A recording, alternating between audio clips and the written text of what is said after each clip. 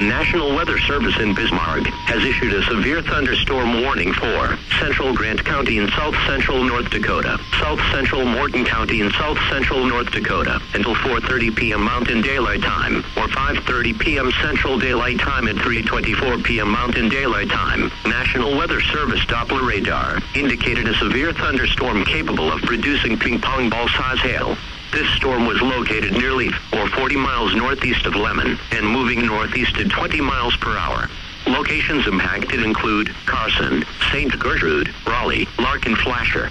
A tornado watch remains in effect for the warned area. Tornadoes can develop quickly from severe thunderstorms.